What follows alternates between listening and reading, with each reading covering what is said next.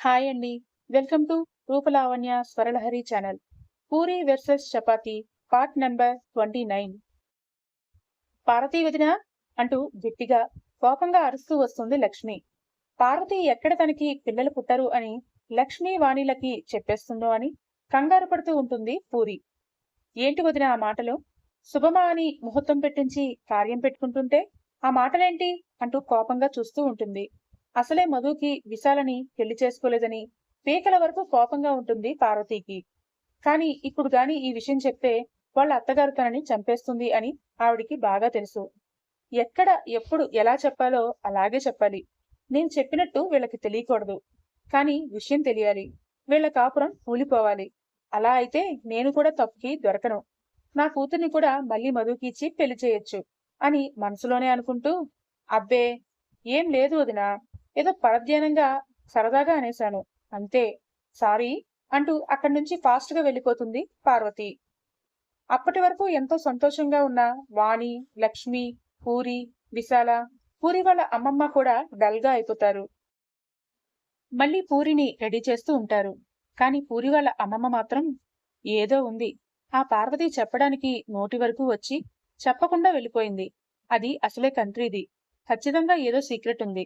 అదేంటో ఎలా అయినా తెలుసుకోవాలి అని అక్కడి నుంచి వెళ్ళిపోతుంది.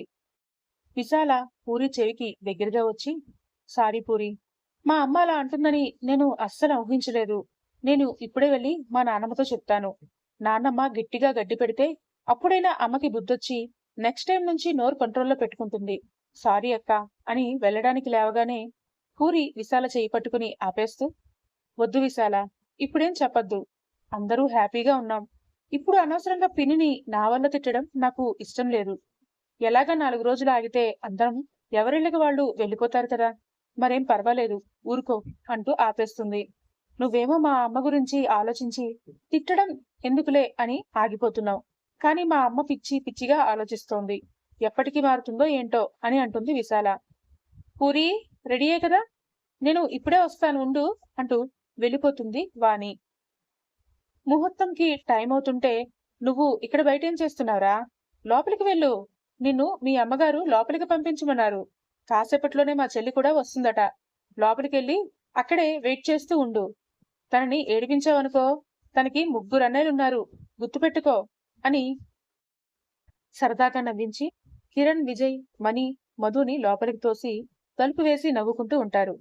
వీళ్ళ పైత్యం ఆలోచనలు. నేను దాన్ని ఏడిపించడం ఏంటి? తెక్కలేస్తే పూనకం వచ్చినట్టు ఊగిపోయి అదే నన్ను చంపుతూ ఉంటుంది. చిన్నప్పటి నుంచి దాని చేతిలో ఎన్ని తన్నులు తిన్నానో నాకే తెలుసు.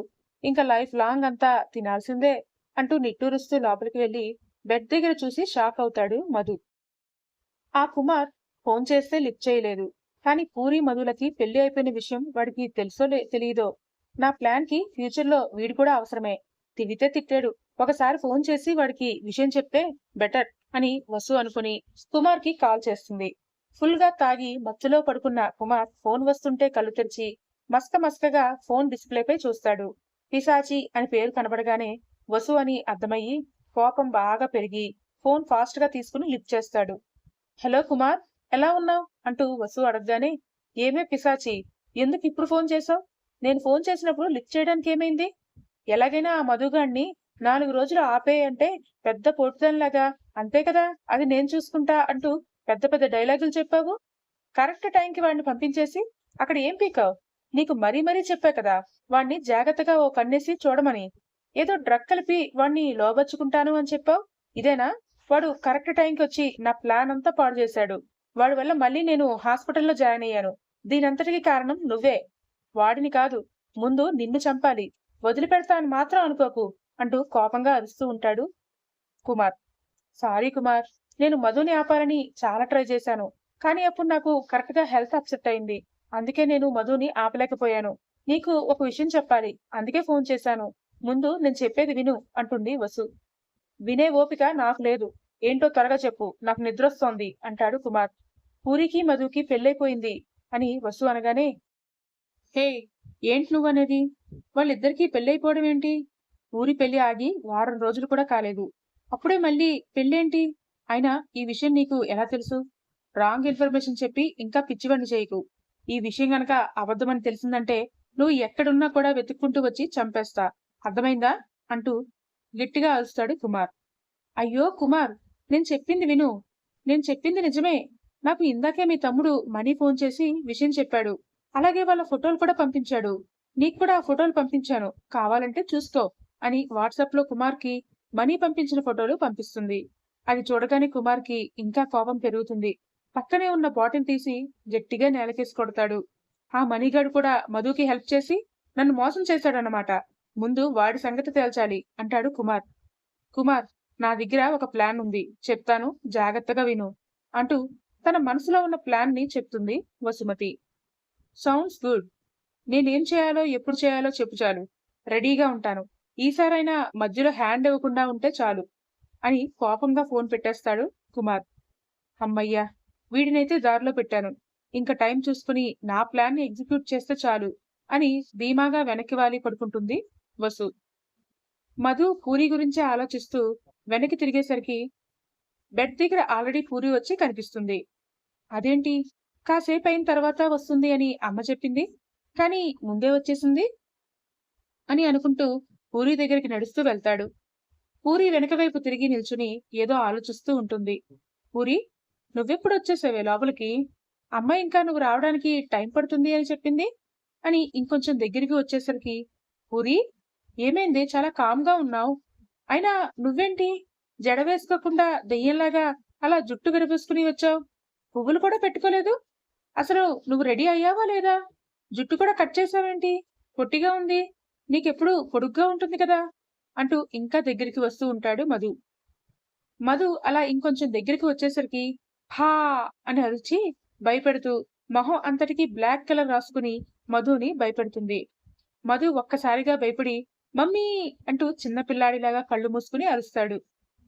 బయట హాల్లో ఉన్న కిరణ్, విజయ్, మణి మధుకి ఏమైందిరా అలా అరుస్తున్నాడు అంటూ ఒక్కసారిగా రూమ్ డోర్ తీసుకుని లోపలికి వచ్చేస్తారు. వాళ్ళు కూడా పూరిని చూసి భయపడి వామ్మో అనుకుంటూ మళ్ళీ వెనక్కి పరిగెట్టి తలుపు తెలియకుండానే వేస్తారు. మధు వెంటనే తెలివి తెచ్చుకుని బయటికి పరిగెట్టడానికి ట్రై చేయగానే తన చెయ్యి గట్టిగా పట్టుకుంటుంది. పూరి, ప్లీజ్ వదలవే, నాకు చాలా భయంగా ఉంది. నీకేమైనా దెయ్యం పట్టిందా ఏంటి అలా ఉన్నావు అంటూ మధు మెల్లిగా తన వైపు చూస్తాడు. బావా, నేను విశాలని, పూరిని కాదు అని గట్టిగా నవ్వుతూ ఉంటుంది విశాల. అప్పుడు మధు విశాల మొహం బాగా చూశాక అది తనే అని తెలిసి, అమ్మయ్యా నువ్వేనా, ఎంత భయపెట్టావో తెలుసా? అయినా ఈ టైంలో ఇలాంటి వేషాలేంటే బాబు, ఉండు, నీ సంగతి ఇప్పుడే అమ్మమ్మతో చెప్తాను అంటూ బయటికి వెళ్ళడానికి ట్రై చేయగానే, బావా వద్దు ఆగు, ఏదో మర్దల్ని బావని ఏడిపించాలని వస్తే ఏకంగా అమ్మమ్మకి కంప్లైంట్ చేస్తావా? ఇంక నీతో మాట్లాడలే అని డల్గా ఫేస్ పెట్టి ఫీల్ అయినట్టు యాక్ట్ చేస్తూ వెళ్ళిపోతూ ఉంటుంది విశాల. చాలే, నీ వేషాలు నాకు తెలియదు అనుకున్నావా? మొత్తానికి బాగానే భయపెట్టావు అంటూ నవ్వుతూ, ఇప్పుడు కాదు, నీ సంగతి తర్వాత చెప్తా, ముందు వెళ్ళి మీ అక్కని పంపించు అంటాడు మధు. అమ్మో, నువ్వు సామాన్యుడివి కాదు బావోయ్, నీకు మా అక్కే కరెక్ట్, ఉండు, నిన్ను బాగా ఏడిపించమని చెప్పి పంపిస్తాను అంటూ నవ్వుకుంటూ అక్కడి నుంచి పరిగెడుతుంది విశాల. లోపల మధు పరిస్థితి ఎలా ఉందో అని బయట తలుపు దగ్గర నించుని లోపల వాళ్ళ మాటలు వింటూ ఉంటారు కిరణ్, విజయ్, మణి. సడన్ గా విశాల బయటికి వచ్చేసరికి తనని చూసి మళ్ళీ భయపడుతూ, ఏ ఎవరు నువ్వు అని భయపడుతూ అడుగుతాడు కిరణ్. మీ జేజమ్మని అంటూ నెత్తి మీద ఒక్క మొట్టికాయ మొక్కి నవ్వుతూ పారిపోతుంది విశాల. అప్పటికి అర్థమవుతుంది తను పూరి కాదు, దెయ్యం కాదు, విశాలే అని. అమ్మో, ఈ అమ్మాయితో జాగ్రత్తగా ఉండాలిరా మామ అని అనుకుంటూ ఉండగానే అక్కడికి పూరి వాళ్ళు వస్తుండేసరికి ముగ్గురు వెళ్ళిపోతారు. పూరిని వాణి, లక్ష్మి కలిసి వాళ్ళ రూమ్ లోకి పంపించి తలుపు దగ్గరగా వేసి అక్కడి నుంచి వెళ్ళిపోతారు. రోజు చూసి మాట్లాడే తన బావే అయినా కూడా పూరికి టెన్షన్ గా ఉంటుంది. పాల గ్లాస్ పట్టుకుని చుట్టూ చూస్తుంది. మధు ఎక్కడా ఉండడు. అదేంటి, బావ లోపలే కదా ఉండాలి, ఎక్కడికి వెళ్ళిపోయాడబ్బా అని బెడ్ దగ్గరికి వెళ్ళి పక్కన బెడ్ ల్యాంప్ టేబుల్ పై పాల గ్లాస్ పెట్టి వెనక్కి తిరిగేసరికి చేతులు కట్టుకుని నించుని తననే చూస్తూ ఉంటాడు మధు. బావా, నువ్వు ఇక్కడే ఉన్నావా? నేను లోపలికి వచ్చేసరికి నువ్వు ఇక్కడ లేవు కదా, బయట ఎక్కడైనా ఉన్నావేమో అనుకున్నాను అంటూ కంగారు పడి చేతులు నలుపుకుంటూ కిందకి చూస్తూ ఉంటుంది పూరి. మెల్లిగా పూరి దగ్గరికి మధు నడుచుకుంటూ వచ్చి తనని బెడ్ పైన కూర్చోబెట్టి మోకాళ్లతో కింద కూర్చుని పూరి ఒడిలో తలపెట్టి నడుం చుట్టూ చేతులు వేసి, ఏమైందిరా, ఎందుకు అంతలా కంగారు పడుతున్నావు? నిన్ను చూస్తేనే తెలుస్తోంది. ఎందుకో బాగా ఏడ్చి రూమ్లోకి వచ్చావు కదా, ఎవరన్నా ఏమైనా అన్నారా? నాతో కూడా చెప్పవా అంటూ లేచి పూరి దగ్గరికి వచ్చి తన చెంపలు పట్టుకుని కళ్ళలోకి చూస్తూ అడుగుతాడు. బావా, నేను ఏడ్చాను అని నీకెలా తెలుసు అని అమాయకంగా అడుగుతుంది పూరి. నా పూరి గురించి నాకు తెలీదా? ముందు ఎందుకు ఏడ్చావో చెప్పు. సాయంత్రం వరకు బాగానే ఉన్నాం, ఇప్పటికిప్పుడు ఏమైంది అని అడుగుతాడు. ఏమీ లేదు బావా, ఎందుకో తెలీదు, మనసంతా అలజడిగా ఉంది, కంగారుగా ఉంటోంది, గుండెదడి తెలియకుండానే పెరిగిపోతోంది అని మధు చెయ్యి పట్టుకుని లేపి తన పక్కనే బెడ్ పైన కూర్చోబెట్టుకుంటుంది. ఈ మధ్యన నువ్వు చాలా కంగారుగా ఉన్నావు కదా, అదీ కాకుండా ఇప్పుడు సడన్ గా ఈ పెళ్లి. నీకు ముందు నుంచే లోపీపీ ఉంది కదా, అందుకే ఈ నీరసం వల్ల గుండె దడగా ఉండి ఉంటుంది. నువ్వు కంగారు పడకు. ఒకసారి నీ చెయ్యి చూడు, ఎలా ఉన్నావు? ఇంత బక్కగా పీయలగా ఉంటే అలాగే ఉంటుంది. కొంచెం బాగా తినవే బాబు. నువ్వు ఇలా వీక్ గా ఉండి నేను నిన్ను ఎప్పుడు ఏమైనా చేసి నీకేదైనా అయిందనుకో నా గతేంటి అంటూ మెల్లిగా నడువుపైన చెయ్యి వేసి ఒక్కసారిగా నొక్కుతాడు. బావా అంటూ ఉలిపిపడి లేచి నిల్చుంటుంది పూరి. మధు షాక్ అవుతాడు. దీనికి ఇంత కంగారుగా ఎందుకుంది? నా దగ్గర ఏదో విషయం దాస్తోంది, అదేంటో తెలుసుకోవాలి. ఇప్పుడు అడిగినా చెప్పదు. ఎలాగా ఒకే దగ్గర ఉంటాం కదా, ఇంటికి వెళ్ళాక మెల్లిగా అడిగి తెలుసుకుంటాను అని మనసులోనే అనుకుంటూ, ఏమీ లేదులే, నేను ఊరికే అన్నాను, పదా పడుకుందాం, నీకు నీరసంగా ఉంది అన్నావు కదా, రెస్ట్ తీసుకో అని అంటూ ఇద్దరూ పడుకుంటారు. పూరి మధుకి కొంచెం దూరంగా ఉండి కళ్ళు మూసుకుని పడుకుని ఉన్నట్టు ఉండి లోపల మాత్రం ఆలోచిస్తూ ఉంటుంది. నా పక్కనే ఉండి ఇంత దూరంగా ఉంది ఏంటి, కనీసం దగ్గర కూడా రావట్లేదు, సడన్ గా ఏమైంది అని మధు కూడా పడుకోకుండా ఆలోచిస్తూ ఎప్పటికో పడుకుంటారు. డాక్టర్, డాక్టర్, అర్జెంట్ గా రండి, రూమ్ నెంబర్ 3లో ఉన్న పేషెంట్ కి సఫోకేషన్ వస్తోంది అంటూ నర్స్ వచ్చి పిలిచేసరికి డాక్టర్ కంగారు పడుతూ ఆ రూమ్ లోకి వెళ్తాడు. ఆక్సిజన్ లెవెల్ తగ్గుతున్నాయి, అర్జెంట్ గా ఇంజెక్షన్ లోడ్ చేసి పేషెంట్ కి ఇవ్వు. ఆయన కోమా నుంచి రావడానికి ఎంత టైం పడుతుందో తెలీదు, జాగ్రత్తగా అబ్జర్వ్ చేస్తూ ఉండండి. ఏదైనా రెస్పాన్స్ ఉంటే వెంటనే నాకు ఇన్ఫార్మ్ చేయండి అని అక్కడి నుంచి స్టాఫ్ అందరికి ఇన్స్ట్రక్షన్స్ ఇచ్చి డాక్టర్ వెళ్ళిపోతారు. ఈయన కోమాలోకి వెళ్ళి ఎన్ని రోజులవుతోంది అని ఒక నర్స్ ఇంకో నర్సుని అడుగుతుంది. రోజులు కాదు, అయినా కోమాలోకి వెళ్ళి ఇప్పటికి 2 సంవత్సరాలు అవుతోంది. ఎంత బాగా ట్రీట్మెంట్ చేసి మెడిసిన్స్ మారుస్తున్నా కూడా కోమాలోంచి ఇతను బయటికి రాలేదు. ఈయన గురించి వచ్చేవాళ్ళు కూడా ఎవరూ లేరు, డబ్బులు మాత్రమే పే చేస్తారు. అది కూడా ఎవరు పే చేస్తారో ఎవరికీ తెలీదు. ఈయన పెద్ద రౌడీ అంట. అప్పట్లో ఇతని మనుషులు వచ్చి చూసి వెళ్తూ ఉండేవారు, ఇప్పుడు వాళ్ళు కూడా రావట్లేదు. ఎవరు వచ్చినా రాకపోయినా మనకు తప్పదు కదా. ఏది ఆ ఇంజెక్షన్ అందుకో అంటూ ఇంజెక్షన్ లోడ్ చేసి కోటేష్ కి ఇస్తూ ఉంటుంది నర్సు. పెద్ద సౌండ్ పెట్టుకుని డాన్స్ చేస్తూ ఉంటుంది వసుమతి. అప్పటి వరకు కోపంతో ఊగిపోయిన వసు సడన్ గా అలా పాటలు పెట్టుకుని డాన్స్ చేస్తూ ఉండేసరికి వింతగా చూస్తూ ఉంటారు తన రూమ్మేట్స్. కాసేపు డాన్స్ చేసి అలసిపోయి సాంగ్ ఆపేసి కూర్చుంటుంది. ఇప్పటి వరకు పిచ్చి పిచ్చిగా అరిచి ఏడ్చావు, ఇప్పుడు సడన్ గా డాన్స్ చేస్తున్నావు, ఏమైంది నీకు? పిచ్చిగాని పట్టలేదు కదా అని ఫ్రెండ్ అడుగుతుంది. వసుమతి గట్టిగా నవ్వేస్తూ, నాకెందుకు పిచ్చి పడుతుంది, నేను చాలా కరెక్ట్ గా ఉన్నాను. ఇంత దూరంలో ఉండి కూడా నేను నడిపించాలి అనుకున్న కథని అంతా చక్కగా నడిపిస్తుంటే ఇంకెందుకు పిచ్చి పడుతుంది, నేను చాలా హ్యాపీగా ఉన్నాను అంటూ మొబైల్ తీసి కుమార్ కి ప్లాన్ సక్సెస్ అని మెసేజ్ పెడుతుంది. కుమార్ కూడా మెసేజ్ చూసి అప్పటి వరకు ఉన్న కోపాన్ని మర్చిపోయి చిన్నగా నవ్వుకుంటాడు. మధు, వస్తున్నారా? తొందరలోనే మీ ముందుకు వస్తా, మీరు సంతోషంగా ఎలా ఉంటారో కూడా చూస్తా, పూరిని నీకు దక్కనివ్వను అంటూ గట్టిగా నవ్వుకుంటూ మళ్ళీ మందు బాటలు తీసి రాగానే నీళ్లు కలపకుండా తాగుతూ ఉంటాడు. కుమార్ ఫ్రెండ్ కుమార్ని చూసి భయపడుతూ అక్కడి నుంచి వెళ్ళిపోతాడు. తెల్లవారుతుంది. పూరి మెల్లిగా లేచి బాత్రూంకి వెళ్లి స్నానం చేసి కొత్త చీర కట్టుకుని బయటకొస్తుంది. అంతా నార్మల్ గా జరిగినట్టు అటు ఇటు తిరుగుతూ ఉంటే విశాల, లక్ష్మి, వాణి వింతగా చూస్తూ ఉంటారు.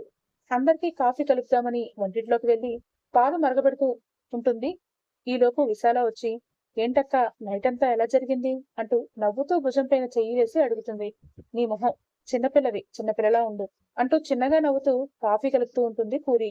నేను నీకన్నా 6 నెలలే చిన్నదాన్ని అక్క, మరీ అంత చిన్నపిల్ల నేను కాదులే, అయినా ఒక్క రాత్రిలోనే నువ్వు పెద్దగా అయిపోయావే ఏంటి?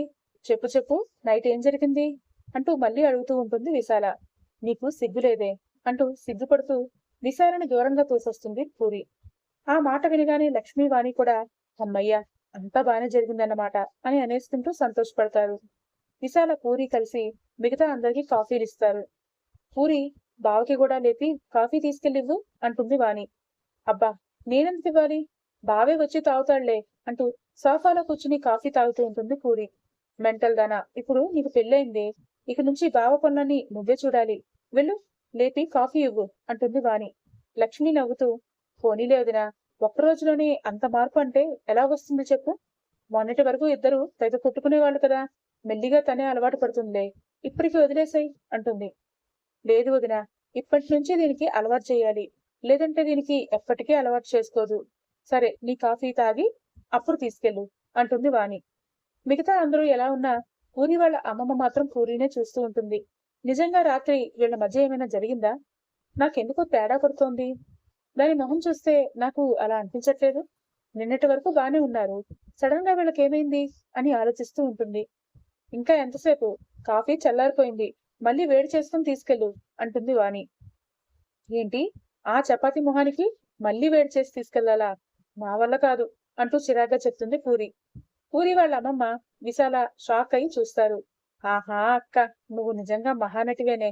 నువ్వు బావా లవ్ చేసుకుంటూ మళ్ళీ అసలు ఏమీ లేనట్టు కొట్టుకుంటూ తిట్టుకుంటున్నట్టు ఎంత ఓవరాక్షన్ చేస్తున్నావే అని మనసులో అనుకుంటూ నవ్వుకుంటూ ఉంటుంది విశాల. ఎందుకే నవ్వుతున్నావు అని పూరి కోపంగా అడుగుతుంది. మహానటి అని సాగదీస్తూ పాట పాడుతూ ఉంటుంది విశాల. వీళ్ళందరూ కూర్చుని మాట్లాడుకుంటుంటే పక్క నుంచి ఒక వ్యక్తిని చూసి నవ్వుతూ ఉంటారు. అది ఎవరో ప్రస్తుతానికి సస్పెన్స్. మీకు కనుక తెలిస్తే కామెంట్స్ లో చెప్పండి. మిగతా వాళ్ళకి అర్థం కాకపోయినా పూరికి వాళ్ళ అమ్మమ్మకి అర్థమయ్యి ఒక్కసారిగా గట్టిగా నవ్వేస్తారు. ఇంకా ఉంటే విశాల ఖచ్చితంగా ఇరికించేస్తుంది అని అర్థమయ్యి మాట్లాడకుండా కాఫీ వేడి చేయడానికి అక్కడి నుంచి లేచి వంటింట్లోకి వెళ్ళిపోతుంది పూరి. డాక్టర్, డాక్టర్ అంటూ అరుస్తూ నర్స్ డాక్టర్ దగ్గరికి ఫాస్ట్ గా వస్తుంది. ఏమైంది సిస్టర్, ఎందుకంత కంగారు పడుతున్నారు అని డాక్టర్ కూడా కంగారుగా అడుగుతాడు. ఆ కోమాలో ఉన్న పేషెంట్ కి తెలివి వస్తున్నట్లుంది, కదులుతున్నారు, ఫాస్ట్ గా రండి అని అడుగుతుంది. అవునా, పద వెళ్ళి చూద్దాం అంటూ ఇద్దరు కోటేజ్ దగ్గరికి వచ్చి చెక్ చేస్తూ ఉంటారు.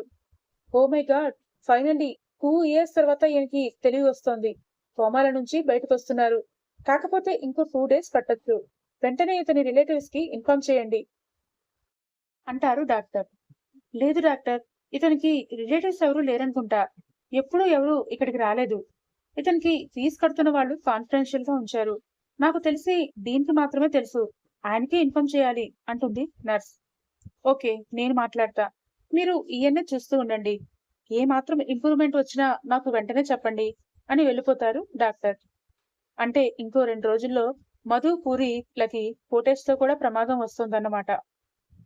పూరి కాఫీ వేడి చేసుకుని మెల్లిగా నడుస్తూ మధు రూమ్ దగ్గరికి వెళ్తుంది. మధుకి నైట్ అంతా పూరి గురించి ఆలోచిస్తూ లేట్ గా పడుకోవడం వల్ల తెలివి రాదు. పూరి కాఫీ పక్కన టేబుల్ మీద పెట్టి బావా, బావా అని పిలుస్తుంది. కానీ మధు లేవనే లేవడు. ఇంత మొద్దు నిద్రపోతున్నాడేంటి అనుకుంటూ దగ్గరికి వచ్చి భుజం పైన చెయ్యి వేసి బావా, కాఫీ తీసుకొచ్చాను, లే అంటూ లేపుతుంది. అలా పూరి ఎప్పుడు దగ్గరికి వచ్చి లేపుతుందా అని వెయిట్ చేస్తున్న మధు పూరిని ఒక్కసారిగా బెడ్ పైకి లాగేస్తాడు. అది ఊహించని పూరి షాక్ అయ్యి బావా అని అంటూ వదులు అని మెల్లిగా అంటుంది. తనని గట్టిగా కౌగులించుకుంటూ, పూరి, ఎందుకే అలా దూరంగా ఉంటున్నావు, పెళ్లి కూడా అయిపోయింది, మొన్నటి వరకు ఎంత హాయిగా ఉండేవాళ్ళం, ఈ రోజు గురించి ఎంతగా వెయిట్ చేశాం, నీకు ఏమైనా ప్రాబ్లం ఉంటే నాతో చెప్పురా, అంతేగాని ఇలా దూరంగా ఉండకే అంటూ తన కళ్ళలోకి చూసి అడుగుతూ ఉంటాడు. అయ్యో బావా, అదేం లేదు, తలుపు కూడా వెయ్యలేదు, లే, ఎవరైనా వస్తారు, బాగోదు అంటూ ఉంటుంది. వెంటనే మధు డోర్ వైపు చూస్తాడు. దగ్గరికి వేసే ఉంటుంది గాని గడి పెట్టి ఉండదు. దగ్గర వేసే ఉందిలేవే, అయినా మనకు ఇప్పుడు పెళ్లి కూడా అయిపోయింది కదా, మన రూమ్ లోకి అడగకుండా ఎవరొస్తారు చెప్పు, వచ్చినా కూడా పర్లేదులే, మన ఇద్దరిని ఇలా చూసి వాళ్లే వెళ్ళిపోతారు అంటూ ముద్దు పెట్టడానికి దగ్గరికి వస్తూ ఉంటాడు. పూరి మైండ్ అంతా గజిబిజిగా ఉండడం వల్ల పాపం కంగారు పడుతూ బావా ప్లీజ్ అంటూ తన గుండెలపై 2 చేతులు పెట్టి వెనక్కి తోస్తూ మొహం పక్కకి తిప్పుకుంటుంది. తనకి ఇష్టం లేదని మధుకి అర్థమైపోయి ఇంకేం మాట్లాడకుండా లేచి కూర్చుని వెనక్కి తిరిగి సారీ పూరి అని చెప్పి వాష్రూమ్ కి వెళ్ళిపోతాడు. తన వల్లే మధు ఫీల్ అయ్యాడని పూరి కూడా ఫీల్ అవుతూ అక్కడి నుంచి వెళ్ళిపోతుంది. అటుగా వచ్చిన పూరి వాళ్ళ అమ్మమ్మ ఆ మాటలన్నీ వింటూ, అంటే వీళ్ళ మధ్య రాత్రేం జరగలేదన్నమాట. నా అనుమానం ఎప్పుడూ తప్పు కాదు. ఏదో జరిగింది. అది కూడా పూరీలోనే ఉంది. అదేంటో తెలుసుకోవాలి. మెల్లిగా ఇంకో 4 రోజులు ఇక్కడే వీళ్ళని ఎలాగో ఒకలాగా ఉంచితే దాని ప్రాబ్లమ్ ఏంటో తెలుసుకుని సాల్వ్ చేసిన తర్వాతే వాళ్ళిద్దరిని పంపిస్తాను అని అనుకుంటూ అదే విషయం వాణితో చెప్పడానికి వెళ్ళిపోతుంది. వాణి వంటింట్లో టిఫిన్ చేస్తూ ఉంటుంది. వాళ్ళ అమ్మని చూడగానే, అమ్మా వచ్చావా? నీ గురించే వెయిట్ చేస్తున్నాను. మొదటిసారి పూరి పెళ్లి పీటల మీద ఆగిపోయింది కదా, ఈసారైనా అంతా బాగా జరిగిపోవాలని ఆ ఏడుకొండల వాడికి మొక్కుకున్నాను. పిల్లలిద్దరినీ తిరుపతికి దైవదర్శనానికి పంపించుదామమ్మా, ఏమంటావ్ అని అడుగుతుంది. ఇప్పుడే పెళ్ళయింది. ఇంకో 4 రోజులు ఆగి పంపిద్దాం. ఎందుకు అంత తొందర అని అడుగుతుంది పూరి వాళ్ళ అమ్మమ్మ. వాళ్ళిద్దరూ సరిగా ఉండటం లేదు. ఇప్పుడు పంపించిన దర్శనం కూడా మనస్ఫూర్తిగా చేసుకోలేరు అని అనుకుంటూ ఉంటుంది ఆవిడ. అలా అనకండి అత్తయ్య గారు. మొక్కు తెచ్చుకుంటే అంతా మంచి జరుగుతుంది. అంతా హ్యాపీయే కదా, పంపిద్దాం. ఎంత 2 రోజుల్లో వచ్చేస్తారు కదా అని అంటుంది లక్ష్మి కూడా. ఇద్దరూ ఇద్దరే. నేను చెప్పేది వీళ్ళకి అర్థం కావట్లేదు. సరేలే, ఇంకేం చేస్తాం అని చెప్పి, సరే వాళ్ళకి ఈ విషయం చెప్పి రెడీ అవ్వమనండి అని అక్కడి నుంచి వెళ్ళిపోతుంది పూరి వాళ్ళ అమ్మమ్మ. అక్కడ వసు ఏదో ప్లాన్ వేసింది. అలాగే కోటేష్ కూడా కోమాలోంచి బయటకొచ్చేశాడు. మరి ఏమవుతుంది? నెక్స్ట్ పార్ట్ లో చెప్తాను. Thank you.